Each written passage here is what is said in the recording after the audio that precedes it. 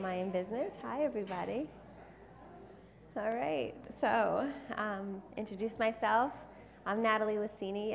As Roy said, I'm from New York City. I'm glad to be here with Black River Imaging. So I'll tell you a little bit about myself and my business partner.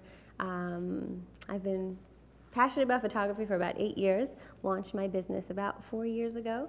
And since that moment, it has been a journey, constant education, traveling the world, learning from some of the best masters in the universe. And I found my business partner. I met her last year, and it was sort of a kismet. We just fell sort of, connected to each other. We started a journey of planning shoots together, brainstorming, and it's been about 6 months now that we've been working together.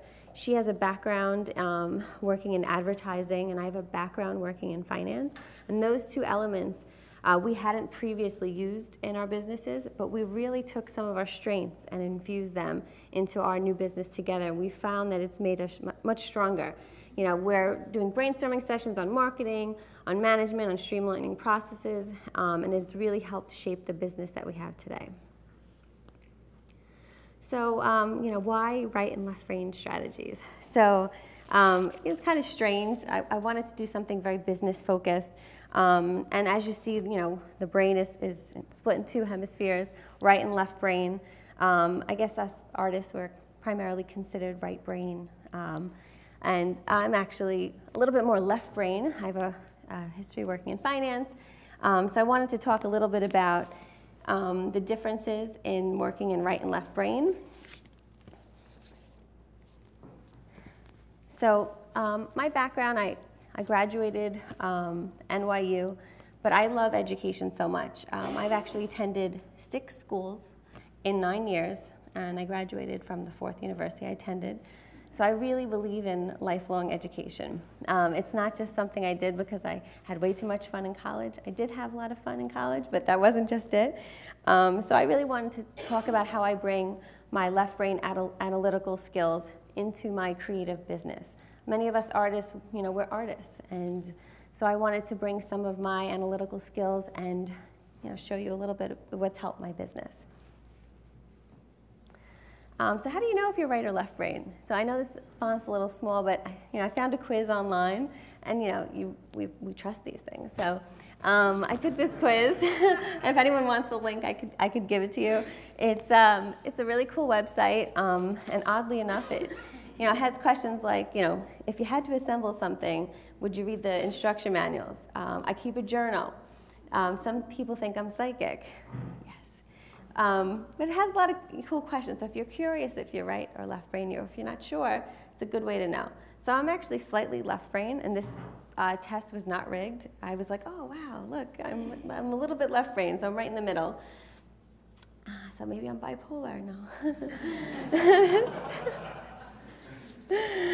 So in addition to being right or left brain, I think it's important to talk about different learning styles, whether you're a visual learner, auditory, or kinesthetic. And you may say, why are we talking about this right now? But I'm going to breeze through it. When you sit through a presentation, certain people connect with certain speakers for different reasons. Whether they speak a lot, they have a lot of cool graphics, or if they like hands-on demonstrations. Now, we're all here today. We're going to learn, but we're going to shoot later. So how many people here are excited for the shootout part? Okay, so a lot of you. So you may be kinesthetic learners, and maybe you don't know. But if you like to do things hands-on, chances are that appeals to you. And so I just wanted to cover a few different options. Okay, so my partner and I know I should say business partner, but I'm just gonna call her my partner because I love her. My business partner and I, we're like, we always say in this economy, it's been really challenging. And we've been in the business about 4 years, but even in the last 2 years, there's been such a flood of photographers entering the market. So we say, that there's the Noah's Ark effect. So, our industry, the supply is rising. There are so many photographers. And we feel like with competition intensifying, there's no real evidence that people want more photos. In fact, people are taking it upon themselves to take photos of themselves, or their neighbor has a camera.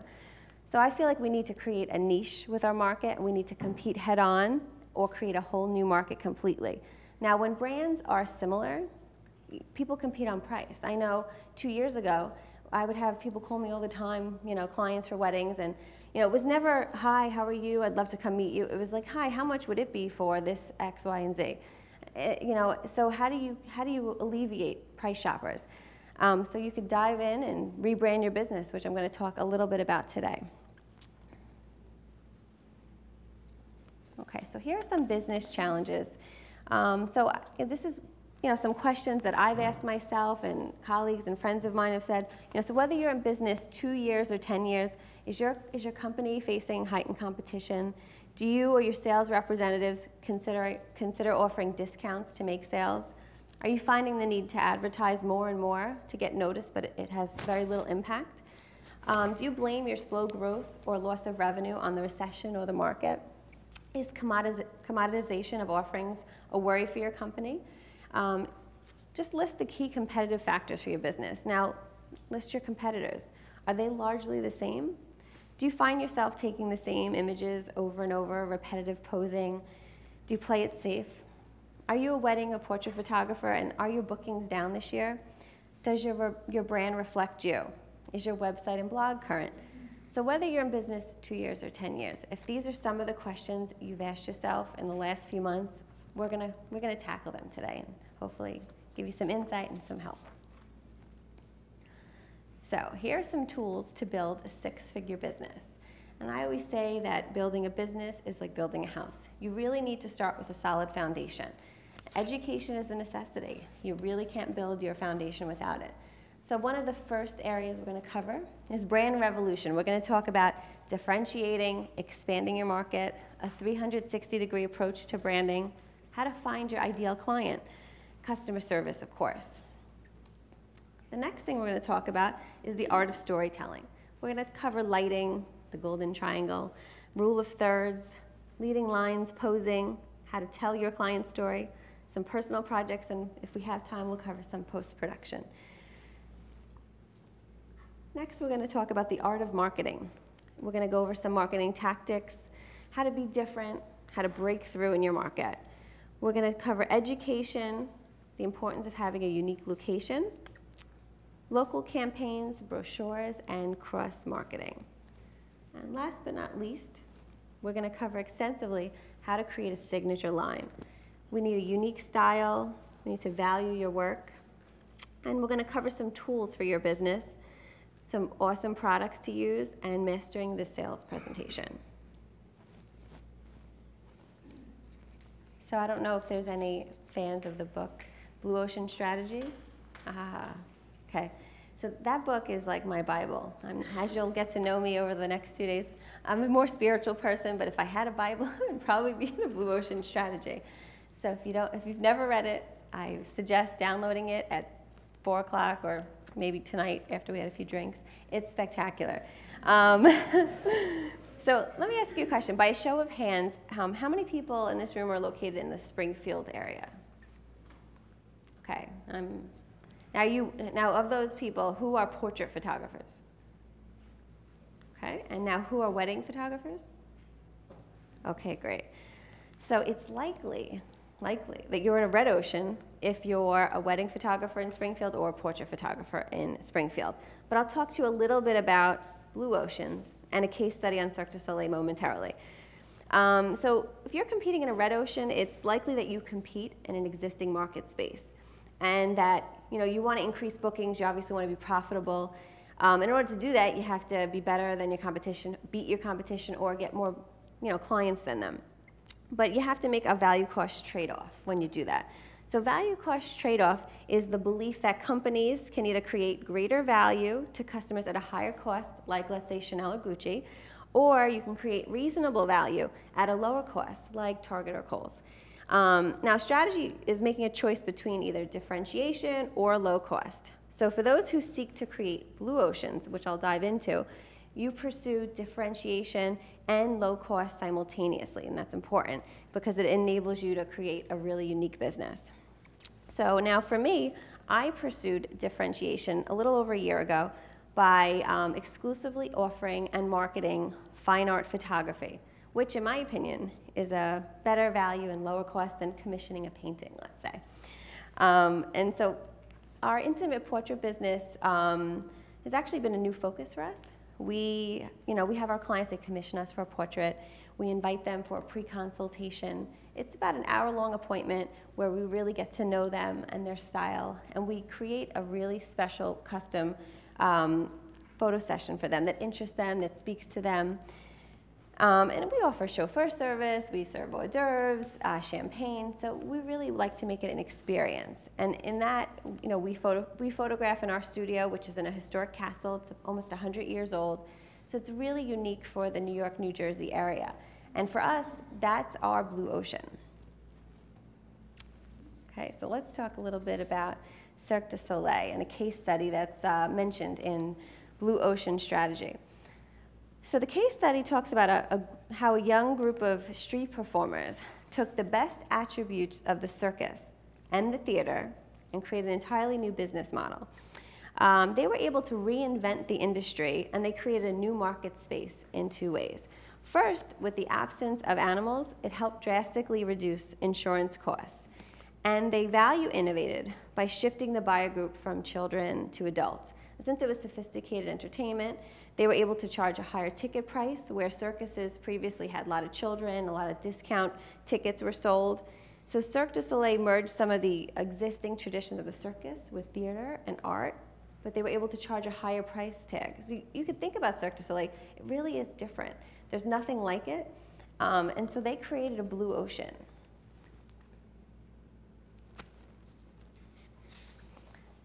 So now when you create a blue ocean, there are the book talks about 6 ways to expand your market, but I'm going to cover 4. You could expand your ocean by looking at alternative industries for growth. You could offer complementary products and services. You have a new buyer groups potentially, and trends. So I say don't focus on your competitors. Look across other industries. Now for me, I looked at entertainment and art, and they were 2 industries I wanted to fuse with my business. So I look for clients who enjoy entertainment, clients that enjoy spas, museums, people who appreciated rare works of art. Those are the clients that I want. And my market expanded a little bit. So photography, it's an heirloom that people cherish. And as you can see, some of the pieces that I create, they're very unique. I don't sell 15 canvases per session. I sell 2 or 3 pieces of art for my clients' homes. And when you look at complementary products and services, what kind of business do you have? We created a higher end business, so we look at spas and high-end hair salons, high-end baby boutiques. And now when you look at your products and your offerings, do you offer the same products every year? Do you add in any limited edition offerings? Limited editions sell. They really sell, and it's something that I'll go into a little bit later in this presentation. So this is going to be all about branding. And this is a 360-degree approach to making a great brand. And I love Target, so we're going to look at Target as an example. So, what's the difference between a brand and a great brand? What it comes down to is a 360-degree approach. It means that every customer perceives there's consistency and meaning at every touch point across the brand. So visually, your in-store experience, direct mailers, email and advertising, it has a look, a feel, a voice, and an approach that remains very steady. It stands for something. It's very meaningful. So let's take Target, for example. Have you ever noticed how it feels when you walk into a Kmart versus a Target? 2 very different experiences. It's something about Target's more like smart about value, and where Kmart you may feel like you're being cheap about something. But yet they're both similar companies with similar experiences. Target's more of like a shopping destination, and they've turned it into the norm. Like, I'm going to Target, and it's cool, or say Target. So when you walk into the store, no matter where you are in Target across the country, it's the same experience. It's bright, it's airy, and you just get a better value. So Target to me is a great example of a brand that doesn't necessarily mean an expensive brand, but it's a solid brand and has a 360-degree approach. So my point is, a great brand is about the whole experience. It has a personality, and it has a promise that fulfills the brand. So now, how do customers perceive your brand? So earlier I talked a little bit about learning styles. Have you ever wondered why certain brands appeal to you? So for me, for example, I love Bentley's brand, but I could care less about Jeep's brand. I tend to like high-end luxury, it's just my style. But depending on how you connect to different brands, a lot of it has to do whether you're a visual, auditory, or kinesthetic learner.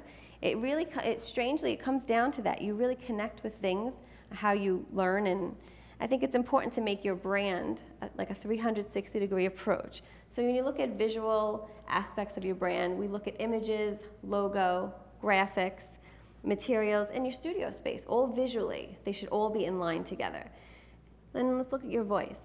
So your voice is your website, it's your copy, it's how you talk on the phone to your clients, what you say and what they hear about you, and it's also the experience. It's the feeling before, during, and after the shoot. It's the customer service.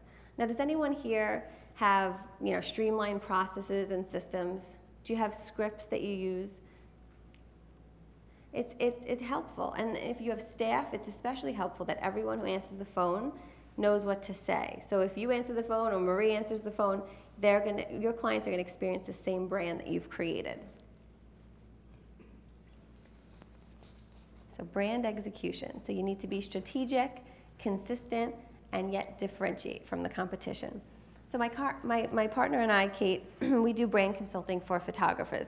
I can't tell you how many times people have asked us, how does my logo look? Or does my logo match? Do I need to create 2 websites? Can I change my colors when I mail things out for different marketing programs? Now, there's no right answer to that. It all depends on your brand.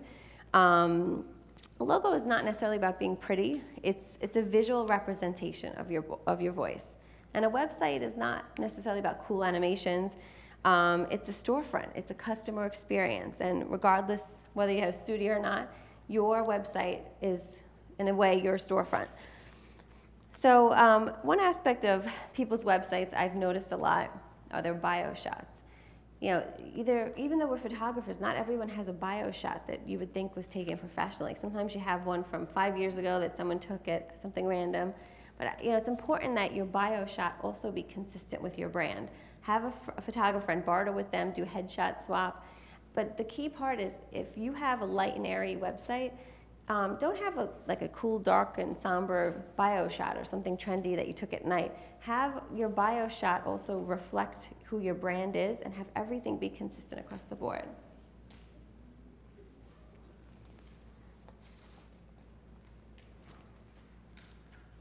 So here's brand style. So these images are, they kind of look similar, but there's some big differences.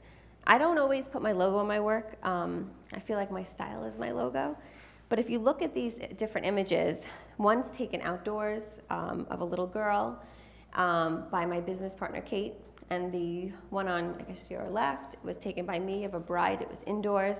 Now, these pictures couldn't be any more different, but yet they are branded the same. They look awesome on my website together. And when you think about artists like Monet and Norman Rockwell, you could spot their work from a mile away. Can people spot your work? Look at your work and say, is your work unique? It doesn't have to be entirely about editing.